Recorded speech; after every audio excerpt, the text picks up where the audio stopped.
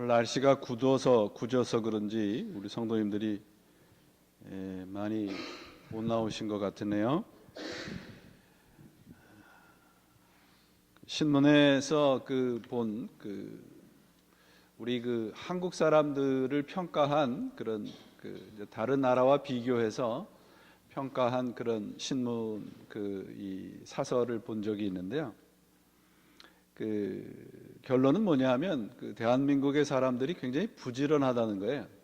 우리가 부지런한 민족의 대표적인 독일 민족보다 훨씬 더 우리 한국 분들이 부지런하다는 겁니다. 모든 면에서 부지런한데 특별히 종교적인 일에 대해서 굉장히 부지런하다는 거예요. 그래서 적극적인 종교 생활을 하는데, 종교 생활에는 적극적인데 봉사에 대해서는 굉장히 소극적이라는 결론이 나왔습니다. 결론적으로 말씀을 드리면 내 것 이것은 있는데 상대방, 너와 우리라고 하는 것에 대해서는 굉장히 우리가 아직도 부족하다는 것이죠.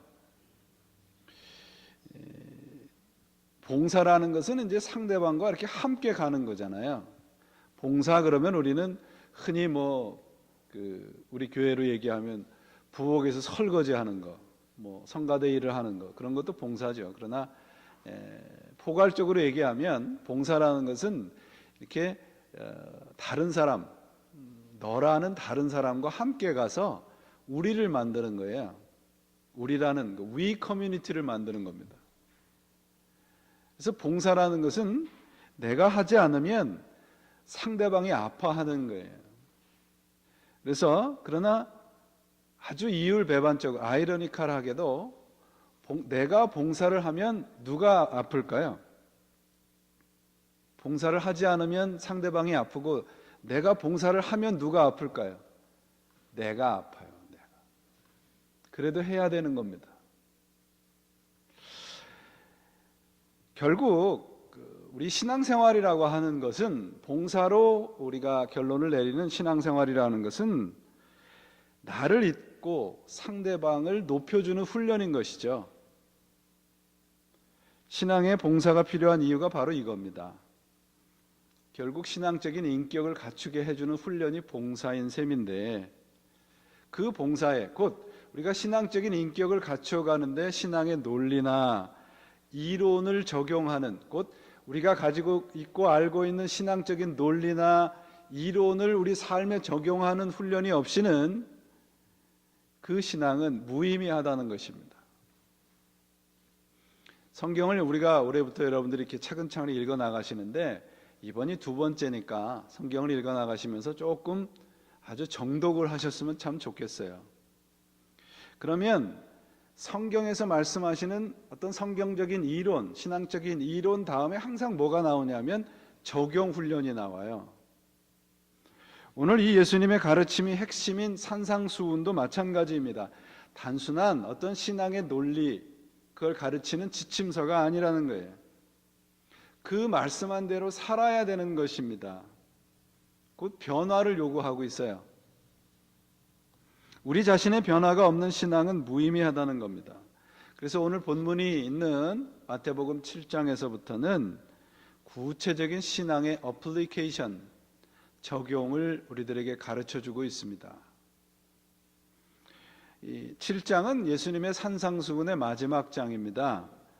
우리가 한번 5장서부터 나오는 산상수훈의 주제를 다시 한번 우리가 훑어볼 필요가 있는데, 산상수훈의 말씀을 통해서 우리들에게 가르쳐주고자 하는 말씀의 핵심은 신앙이 이웃을 위한 사랑으로 결론이 되어져야 된다는 겁니다.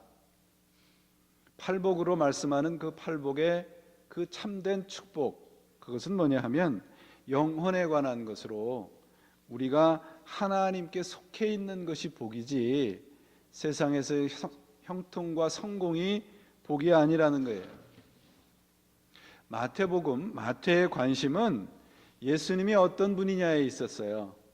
근데 마태는 예수님이 하나님의 아들이라는 결론을 내리면서 하나님의 아들로서 이 땅에 오셔서 그분이 하려고 하는 것이 무엇인가를 밝히고 있는데, 그건 뭐냐 하면 하나님이 우리를 얼마나 사랑하시냐입니다. 우리가 하나님께 속해 있느냐 있지 않느냐, 그 구별 기준점이 뭐냐면 사랑이에요. 하나님께 속해 있는 사람은 나 자신에서 너를 사랑할 줄 알고 우리를 사랑할 줄 아는 거죠. 우리가 하나님의 사람으로 완전케 되는 것은 사랑하는 사람이 되는 것입니다. 그래서 하나님이 우리를 사랑하신 것처럼 이웃을 사랑하는 존재가 되는 거예요. 이제 사순절이 되면 십자가에 대한 말씀들을 제가 자주 드릴 테지만, 십자가의 의미가 무엇인가요? 하나님이 하늘을 버리시고 땅으로 내려오신 거예요. 왜요? 우리를 사랑하셨기 때문에 그렇습니다. 결국 산상수훈의 핵심은 뭐냐 하면, 우리가 하나님의 사랑을 우리 안에 담는 따뜻한 사람들로 변화되어 가는 것이죠. 그래서 팔복이라고 하는 것을 통해서 우리가 어떤 하나님을 닮아가는데 어떤 마음과 어떤 성품을 품어야 되느냐, 그게 팔복에 나와 있습니다. 그리고 6장에서는 그러한 마음을 가지고 이웃에게 다가가는 거예요. 이웃을 어떻게 사랑해야 하는가? 이웃을 사랑하는 데 원칙이 무엇이라고 되어 있습니까? 지금까지 몇 차례에 걸쳐서 말씀을 드렸는데, 그것은 자랑하지 말라는 거예요. 사람에게 자랑하지 말라.